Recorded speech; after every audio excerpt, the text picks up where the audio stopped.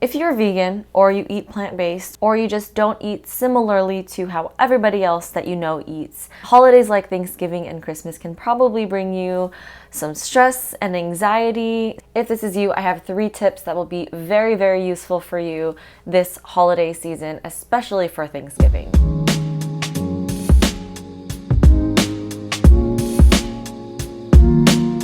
Hey guys, Amanda here, registered dietitian and yoga teacher. Thank you for watching this video today. I'm here to share with you a couple things that have helped me throughout my vegan journey, my plant-based journey, my conscious living and eating journey, especially during big holidays like Thanksgiving.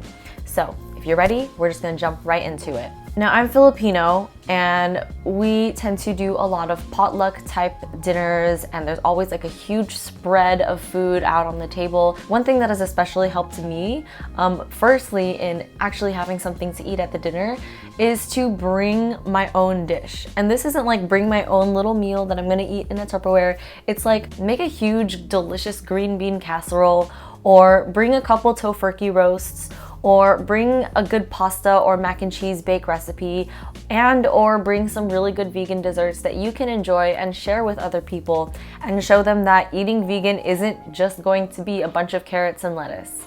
That's really shown to be super effective in gently spreading the vegan message, the fact that plant-based foods are definitely delicious and can be made very easily. For the past 5 or so years, I myself bring a big dish of something like a huge mac and cheese bake, and surprisingly, those dishes, the ones that I really enjoy, that I'm really looking forward to bringing home with me because I just expect that not a lot of people are going to eat the vegan stuff, that ends up getting finished first.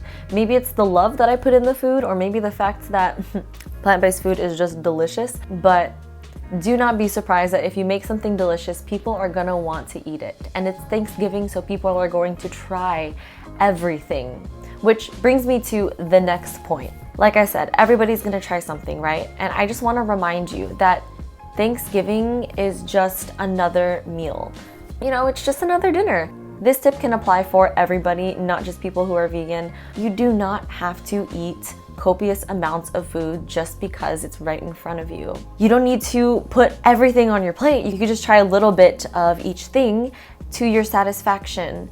Just because there's, again, a bunch of stuff on the buffet table doesn't mean that you need to stuff yourself.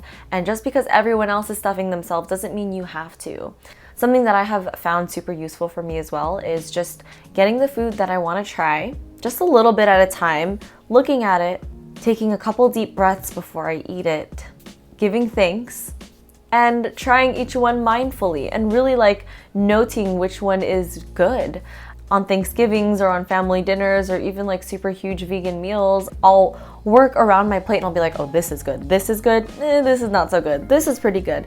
If I still have space for it in my stomach later on, then I will go and get second. But if you are satisfied, if you feel full and you still want to eat more, ask yourself if it's really necessary to eat another serving of it, or can you save that and bring it with you home tomorrow and not feel the pressure to eat everything all at once. So if you're feeling anxious about, oh my God, what am I gonna eat? I feel like I'm gonna eat so much. I have to starve myself the entire day. I have to work out really hard the next day. It's just another meal. We're just sharing dinner. How would you eat dinner normally at home? It's a little different setting and there are little different foods, but at the same time, it's food. Nourish the body first and then nourish the soul by focusing on the occasion. Segue into the next one. And this is my last tip. Just remember to focus on the occasion. There are gonna be a lot of people throwing around turkey jokes and bacon jokes at you and asking you what you eat and protein and don't you get hungry and I would do it, but I can't give up bacon or I can't give up steak. Auntie, that's awesome that you've thought about the roadblocks that you would run into when you are trying to go vegan or plant-based. And I really love that you are expressing some interest in this lifestyle. Do you want to talk about it another time? We can grab some coffee, get some tea, meet up. Maybe you could text me and ask me any questions that you will have about the plant-based diet. Those are some techniques that I have personally used during conversations like that. I know my first couple years, people would try to defend their meat eating, dairy eating stance to me, and I would defend my vegan stance back. But when people start a conversation like that, it's more like a debate. Like they just want to be right. They just want to prove their point. We're not here to prove our point, we're here to enjoy each other's company. We're here to talk about what we've done in the past year and how work is going and how school is going, what we're thankful for, and really just enjoying the moment of people rather than the food. Food is a huge part. It brings people together, but it does not have to be the topic of conversation. And this goes vice versa.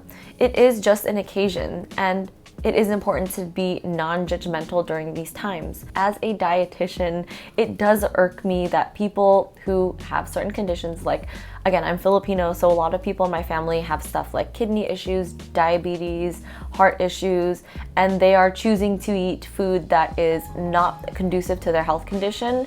I just want to scream from the top of the roof, like, stop eating this stuff, eat more plants. But at the same time, they're not going to be receptive to that. It's not going to make a good environment that is conducive to spreading love and joy. So the best thing that we can do is just be as loving, kind, compassionate, and non-judgmental toward others, and hopefully we can catch more flies with vegan honey than vinegar. Those are my 3 biggest tips that I can share with you. Try to keep these tools in your back pocket for when a conversation comes up that's a little triggering or striking, and in the case that you do find yourself a little bit emotionally overwhelmed, don't forget that you are at any time allowed to step away, withdraw yourself from a conversation, go somewhere else, because you need to take care of yourself before you can engage with and spread positivity and love to other people. So if you liked these tips and you find it really useful, especially early on in your vegan journey, make sure you like this video so I know. Make sure you press that subscribe button. If you're also looking for more guidance on being plant-based, socially, figuring out how to make nutritionally balanced meals, and approach the plant-based lifestyle in a healthy, wholesome way overall, make sure you head on over to riseupnutrition.com. I'm now taking on clients. We can work one-on-one together to help you reach any goals that you have nutritionally, plant-based.